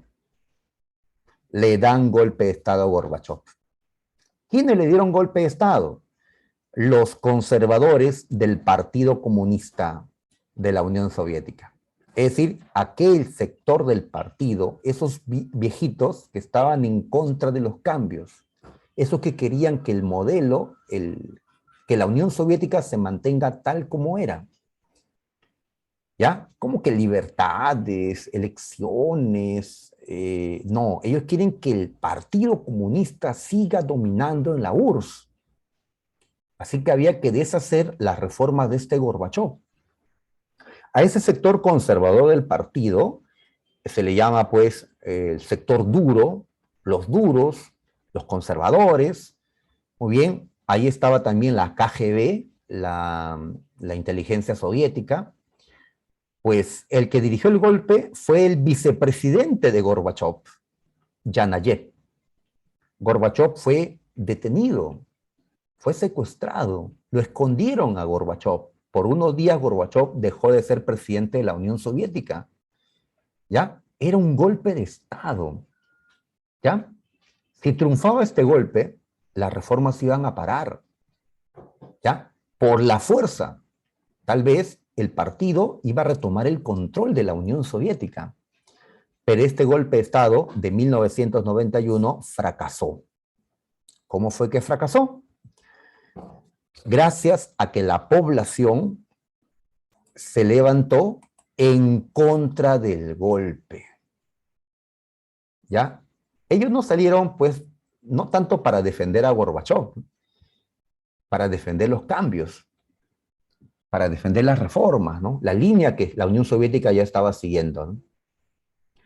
¿Ya? En contra del golpe, en contra del monopolio del Partido Comunista. Entonces vemos aquí en esta fotografía, pues, a la gente de la Unión Soviética, pues, en las calles, ¿ya? Multitudes a favor, perdón, en contra del golpe de Estado. ¿Ya? ¿Ves este tanque? No lo han usado para disparar contra la gente se ha subido al tanque, ¿no? Lo bueno fue que los golpistas no usaron la violencia para reprimir duramente a esta gente, ¿no? No lo hicieron. Cosa que sí hicieron los chinos. En 1989, un par de años antes, lo mismo hizo la gente en China. Salió a las calles a reclamar libertades políticas, que hayan elecciones en China popular. Pues allí los gobernantes de China popular, Mao ya estaba muerto, eran otros, pues sacaron los tanques, sacaron al ejército y ellos sí dispararon contra la gente. La matanza de Tiananmen. En cambio, aquí no pasó eso. El golpe fracasó. Uno de los que más supusieron al golpe de Estado fue el presidente de Rusia llamado Boris Yeltsin, que se convirtió en un político hasta más destacado que el propio presidente de la Unión Soviética, Gorbachov. El golpe había sido, pues, para que no se apruebe ese nuevo tratado de la Unión. Pero el golpe había fracasado. Gorbachov fue liberado, volvió a ocupar la presidencia y los golpistas fueron arrestados. El golpe fracasó. Esto me recuerda a un tal Manuel Merino, ¿ya? Que también, en mi opinión, hizo un golpe, pues, en el Perú y la gente lo sacó, ¿no? Muy bien. Ahora, pero ya con esto, ¿qué tratado de la Unión? ¿Qué Gorbachov? Pues ya la Unión Soviética era una ficción nada más. Las distintas repúblicas, ¿qué decidieron hacer? Independizarse. ¿Ya? Todas las repúblicas ahora se independizaron. La Unión Soviética ya no existía. Una consecuencia del golpe fue la disolución, la desaparición del Partido Comunista de la Unión Soviética, del partido de Lenin. Lenin en su tumba, pues, habrá estado revolcándose, molesto, porque lo que él había iniciado no fue continuado en la línea que él, ¿no? Quiso, ¿no? Con Stalin, de alguna forma se continuó, pero ya a partir de Khrushchev, y ahora, ¿no? Pues todo ha cambiado, ¿no? Muy bien. Este acuerdo es importante, el acuerdo de Minsk, también conocido como el Tratado de Belavesa, ya del año 91. A ver, ¿qué ocurre? Tres repúblicas que ya se habían separado de la Unión Soviética, Rusia, Ucrania y Bielorrusia, van a firmar este acuerdo. ¿Ya? ¿Qué es lo que dicen? A ver, dicen lo siguiente. A ver, nosotros, las repúblicas que hemos fundado la URSS en el año 1922, porque en efecto las primeras repúblicas que se unieron para crear la URSS fueron Rusia, llamada también Federación Rusa, Ucrania y Bielorrusia. Ellos son los que crearon la Unión Soviética en 1922. Así que ellos dijeron, nosotros como creadores, como fundadores de la URSS, constatamos que la URSS, como sujeto de derecho internacional, como realidad geopolítica, o sea, la URSS como Estado, ya no existe. como todos se habían independizado, la URSS ya no existía. Faltaba un documento que constate eso. Así es. ¿Ya? Una persona fallece, pero para la ley sigue viva la persona, hasta que le presenten el acta de defunción. Queda constatado que esa persona dejó de existir legalmente. Pero si no hay ese documento, pues sigue vivo. Una persona desaparecida lo consideran todavía viva, ¿no? Pues, muy bien, ahí está, ¿no? Entonces, este acuerdo de Minsk fue el acuerdo por el cual pues formalmente se establece ya que la URSS había dejado de existir. Yo lo comparo con un acta de defunción. Este es el acta de defunción de la Unión Soviética. En un acta de defunción, pues, se constata que una persona ha dejado de existir, ¿no? Aquí, pues, declararon que la URSS había dejado de existir. Ahora, Yeltsin, en sí, los separatistas querían la separación, pero una separación pacífica, una separación armoniosa, como cuando una pareja se separa y dicen, sigamos siendo amigos, ¿ya? Una pareja de esposos se divorcia, pero dicen, hagamos un divorcio civilizado, porque tenemos hijos, ¿ya? Entonces vamos a seguir viéndonos en los cumpleaños, ¿no? En reuniones, así que un divorcio civilizado, pues es lo que trataron de hacer las repúblicas que se separaron de la Unión Soviética, ¿ya? Dijeron, a ver, vamos a mantener todavía algunos lazos diplomáticos, comerciales, así que vamos a integrar la Comunidad de Estados Independientes, que fue creado con el Acuerdo de Minsk, la CEI. ¿Qué países integran la CEI? Pues los países que en el pasado pertenecieron a la Unión Soviética, ya como Rusia, Bielorrusia y otros.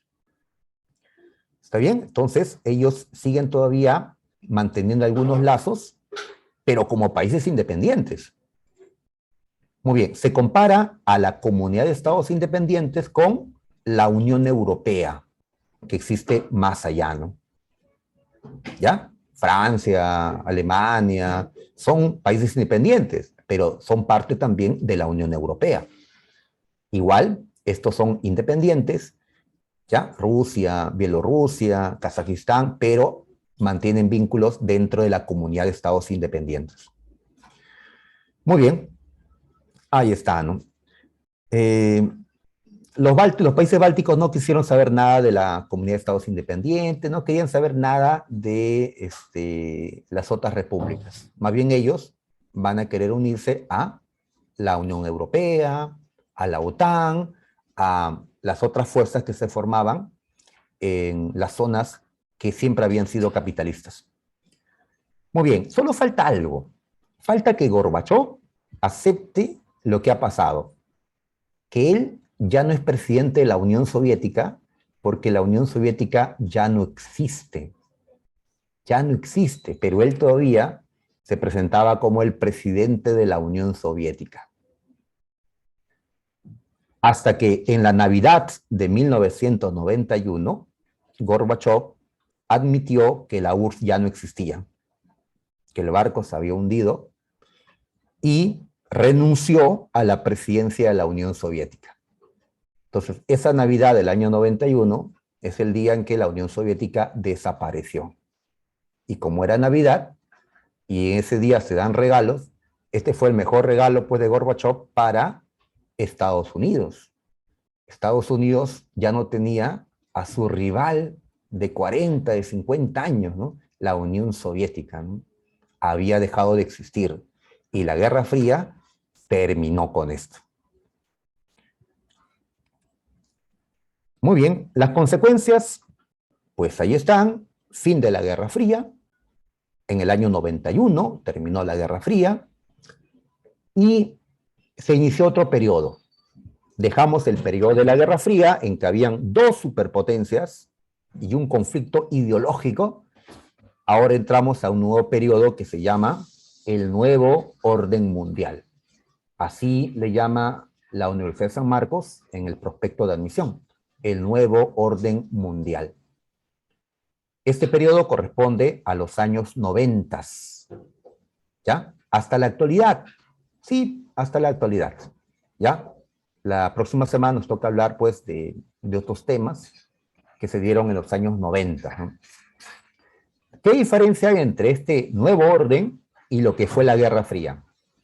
Que ahora ya no hay dos superpotencias, solo una, Estados Unidos.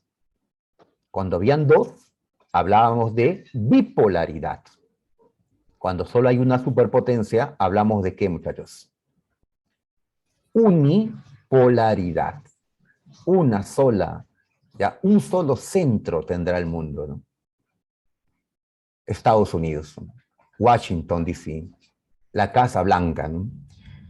El presidente de Estados Unidos es como el presidente del mundo, ¿no? En un mundo unipolar. Por supuesto, siempre habrán países que se resistan a esto, ¿no? A la hegemonía de un solo país, ¿no? Estados Unidos tiene muchos enemigos de todas maneras, ¿no? Hasta ahora, ¿no? Rusia ya no era una superpotencia. Rusia es un pedazo de la Unión Soviética que se separó, ¿no? Pues está en crisis en estos años 90, no es considerada una superpotencia en los años 90. Hoy se discute si la Rusia de nuestros días, con Vladimir Putin, ha vuelto a ser una superpotencia o no. Pero en los años 90 claramente dejó de serlo, ¿no? Y China todavía no es considerada una superpotencia para los años 90. Recién es considerada una superpotencia en nuestro tiempo. Y eso todavía es discutible también. Muy bien. ¿Qué ha triunfado entonces? Si en la Guerra Fría se peleaban el capitalismo con el socialismo, pues ha ganado el capitalismo en su variante neoliberal. Y en política ha ganado la democracia liberal, ha ganado la ideología liberal a la ideología socialista o comunista. Lo cual no quiere decir que el comunismo haya desaparecido, ¿no? Sigue existiendo. Aún existen países socialistas, Corea del Norte, Cuba, aún hay partidos socialistas, aún hay comunistas, aún hay gente que hasta en el Perú se declaran marxistas-leninistas, pero pues digamos que ha bajado un montón en comparación pues a tiempos de la Guerra Fría, ¿no? Muy bien, todos los países que existen en Europa actualmente, pues ninguno ya es socialista. Todos abandonaron, ¿no?, ese modelo que habían adoptado durante la Guerra Fría, ¿no? Muy bien, a este cambio que viven todos los países de Europa se le ha llamado el otoño de las naciones. ¿Ya? A estos cambios que Polonia, Checoslovaquia, Hungría, Rumanía, etcétera, han pasado entre los años 80 y 90. ¿Ya? Dejar el comunismo y volverse países capitalistas liberales. Muy bien. Estas caricaturas están en tu material de preguntas. Aquí aparecen, ¿ya? Aquí aparecen Margaret Thatcher, la que gobernaba Inglaterra. Aparece, debe ser George Bush, padre. Están saludando, están brindando con Gorbachov. ¿Por qué lo están felicitando? Miren, acá hay un entierro. ¿Y qué dice en la lápida? Pues, ya, la Guerra Fría, que en paz descanse, ¿no? Pues esta caricatura que representa, ¿no?, a que fue Gorbachov con sus reformas, la perestroika y las glasnost, que aceleraron la muerte de la Unión Soviética, el fin de la Guerra Fría. Pues ahí aparece Gorbachov con su lámpara, ¿no? Él no buscó esto, pero terminó haciéndolo, ¿no? En esta otra caricatura, que también aparece en el material que vas a revisar, aparece allí Mikhail Gorbachov. Es el calvito, ¿ya? Y el otro es Boris Yeltsin. Boris Yeltsin le ha quitado el martillo, de la hoz y el martillo, del símbolo de la Unión Soviética, y con ese martillo está rompiendo a pedazos la Unión Soviética. Y cada pedazo es llevado por alguien distinto, por una nación diferente, ¿ya? Que se ha declarado independiente, ¿no? Algunos son europeos, otros son pues asiáticos, musulmanes, Muy bien, y Gorbachev pues no puede hacer nada, ¿no? ¿Ya? El pedazo más grande se lo queda Yeltsin. Ese pedazo más grande es lo que llamamos hoy Rusia. ¿Ya? ¿Y quiénes son estos? Pues acá hay un norteamericano, un inglés, parece un chino, y dicen contratos, pues son los grandes empresarios del mundo que llegan a estos países a comprar las empresas públicas, ¿ya? Pues a comprarlos a bajo precio seguramente y tener pues grandes ganancias cuando refloten esas empresas con sus inversiones que van a realizar, ¿no? Muy bien. Dejamos el tema de la desintegración de la Unión Soviética. Ya, repito, hace un par de meses vino este tema en la Universidad de San Marcos, ¿no? ¿Ya? Y también, obviamente, años atrás, ¿no? A tomarlo en cuenta, a pesar que es un tema un poquito complicado, hay que tomarlo en cuenta. Igual la reunificación de Alemania,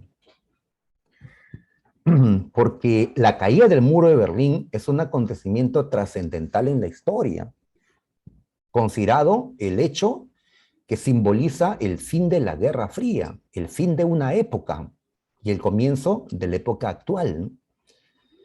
Muy bien, eso es parte de la reunificación alemana que hay que revisar en estos minutos que nos quedan. A ver, la caída del muro ocurrió en el año 1989 y la unión de las dos Alemanias se concretó en el año 90. Así que entre el 89 y 90 se produjo este proceso histórico que llamamos la reunificación alemana. Y por favor, ya no confundan este tema con el de la unificación alemana. No es lo mismo. La unificación alemana se vivió en el siglo XIX, cuando Prusia, un reino alemán en ese tiempo, logró unirse con otros estados alemanes que vivían en el centro de Europa y crearon de esta manera este país que llamamos Alemania. La unificación alemana se dio en 1871 con Bismarck. ¿Ah? Este tema lo hemos estudiado hace ya seguramente un par de meses. Lo que estamos viendo ahora es la reunificación, ¿ya? Lo cual implica que antes hubo una unificación, ¿ya? Nació una Alemania, pero esta Alemania luego se divide o la dividen.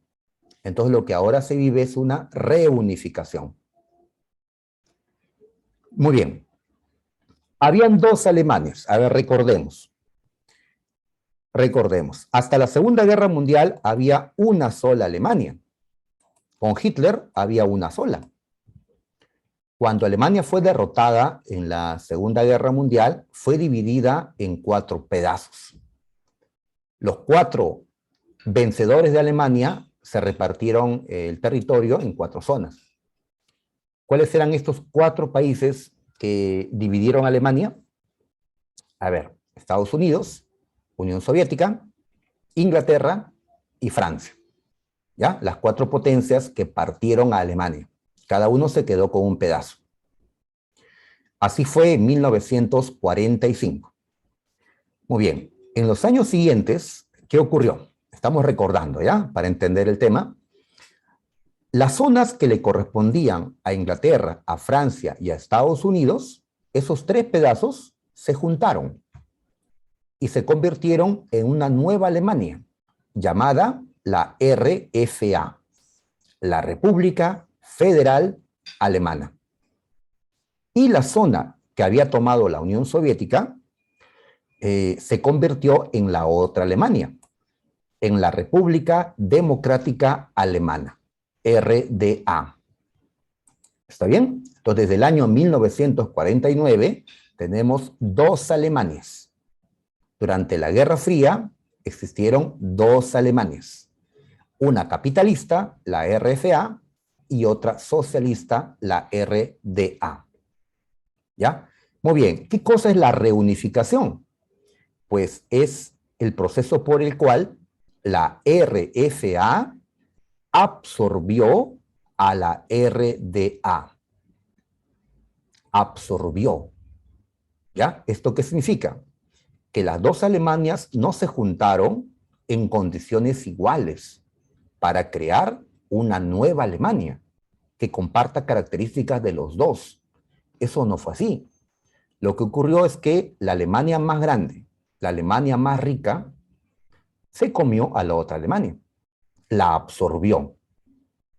La RDA desapareció y quedó únicamente la RCA, pero ahora con un mayor territorio, con una mayor población, con mayores recursos.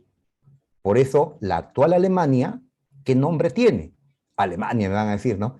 Ya, su nombre completo es República Federal Alemana. Tiene el mismo nombre que la Alemania de la Guerra Fría, la RFA. ¿Está bien? Entonces fue un proceso de absorción. Muy bien.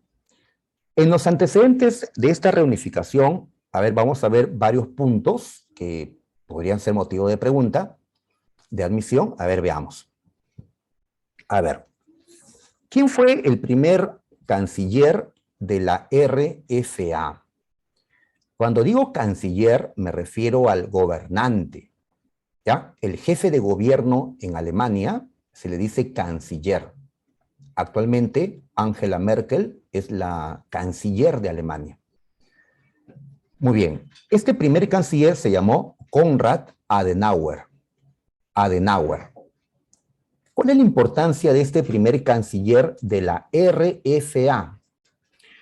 Que Adenauer promovió una rápida recuperación de la RFA. Recuerda que estas Alemanias venían destruidas de la Segunda Guerra Mundial. La RFA, en un tiempo rápido, ¿ya? En un tiempo tan rápido como si Dios hubiera hecho un milagro, pues se reconstruyó, se recuperó. ¿Cómo se le ha llamado a esta rápida recuperación de la RFA? El milagro alemán. ¿Ya? Me parece que Villarreal preguntó por quién fue el promotor de este milagro alemán. Adenauer. ¿Está bien? Muy bien. Ahora, los alemanes para su recuperación tuvieron ayuda externa. ¿Qué país les ayudó? Estados Unidos. Recuerda el plan Marshall. Estados Unidos fue con un montón de dólares.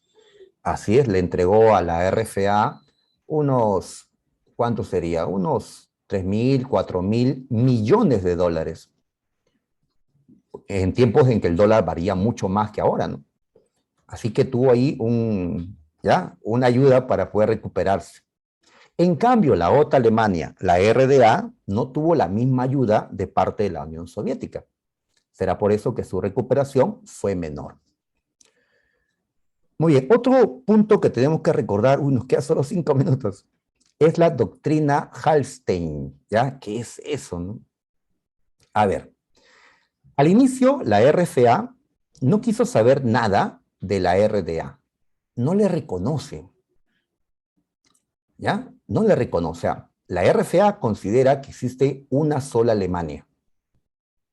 La RDA no la considera la otra Alemania. No la acepta. ¿Ya? No la reconoce.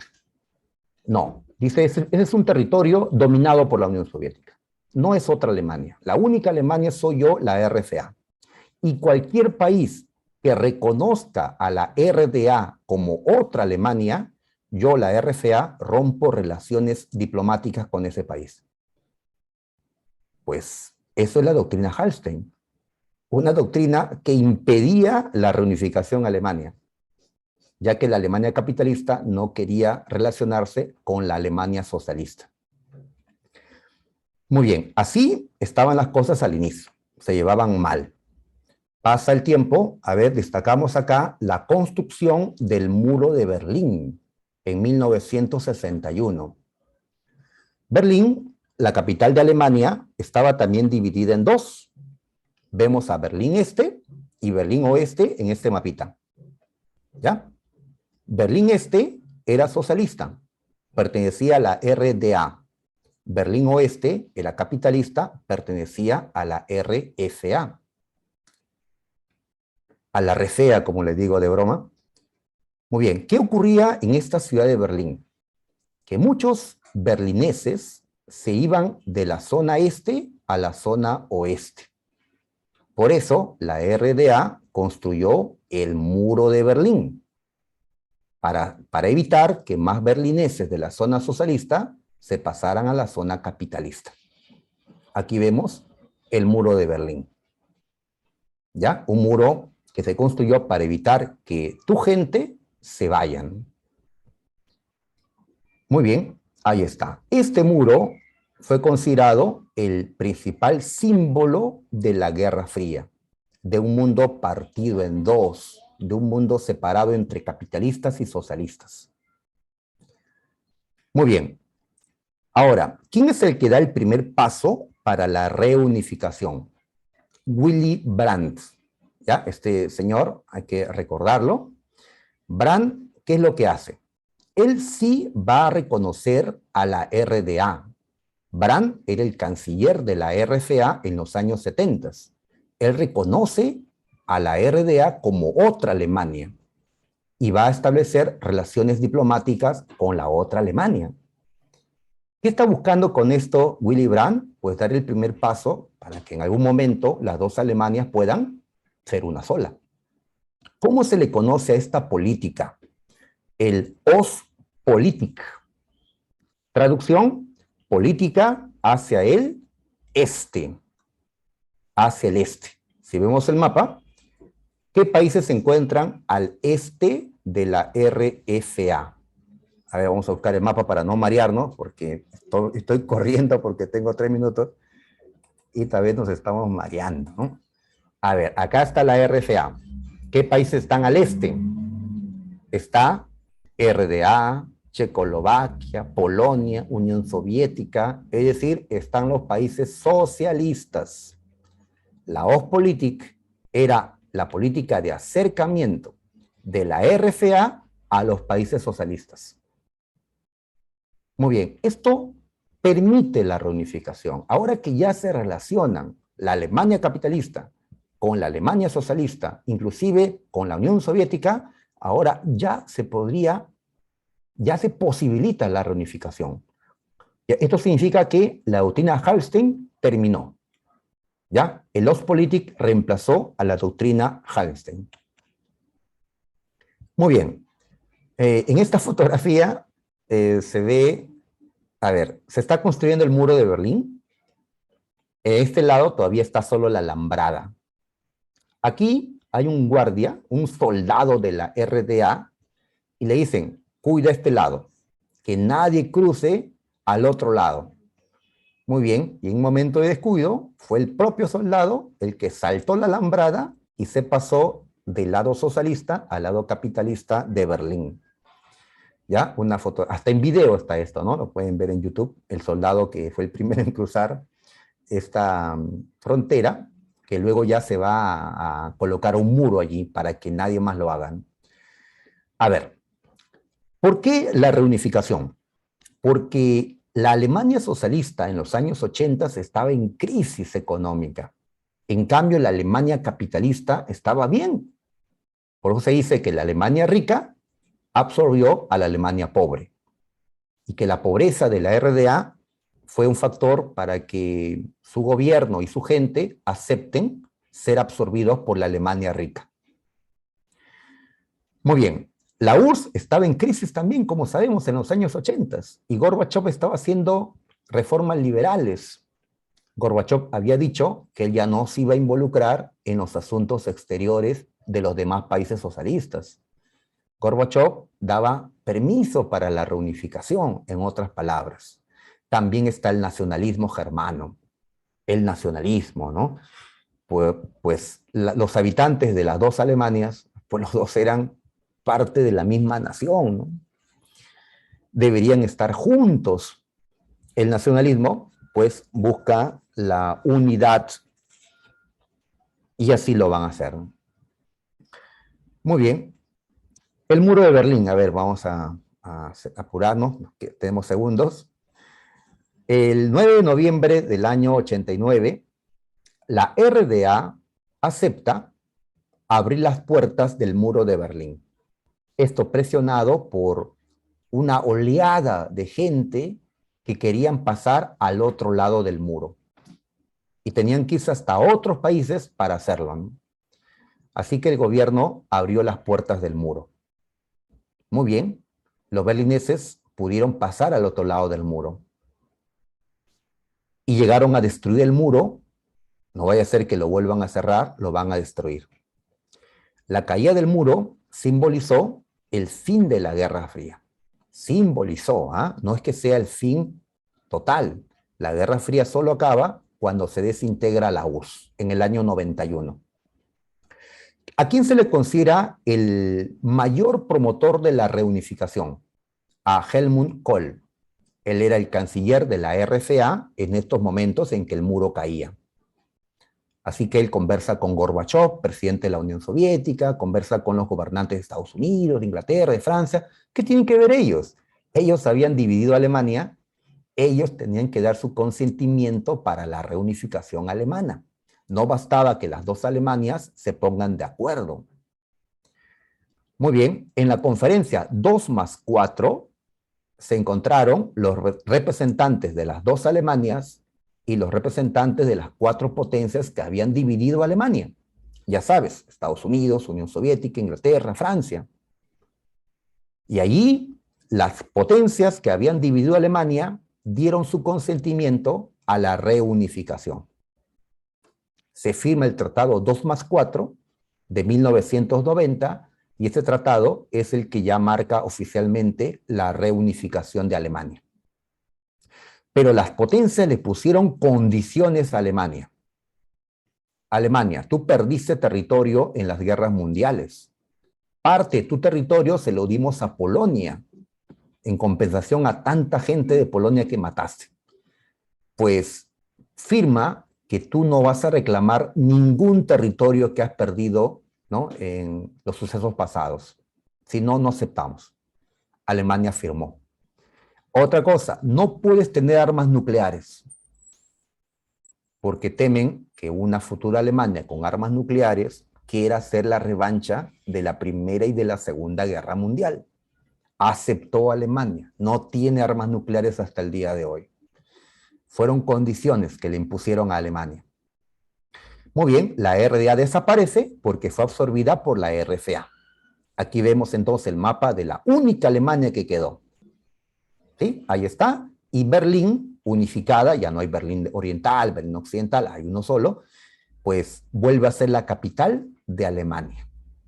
¿Ya? Era Bonn, antes la capital de la RFA, ahora vuelve a ser Berlín. ¿Ya? Muy bien, y ese día pues fiesta en Alemania, ¿no? Por la reunificación. ¿Qué significó esta reunificación?, preguntó la Universidad de San Marcos. Pues, como todo lo que está ocurriendo, el triunfo del capitalismo, el triunfo de la ideología liberal y el fracaso del socialismo. Sí, pues, ya, estos sucesos marcan el fin de la Guerra Fría.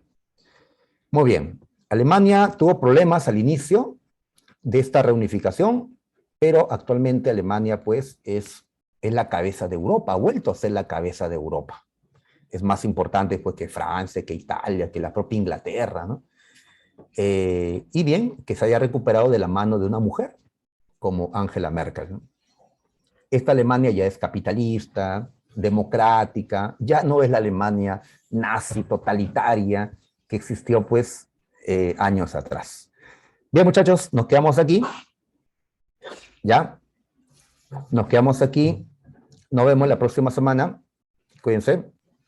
La próxima semana, profe, gracias. Nos vemos.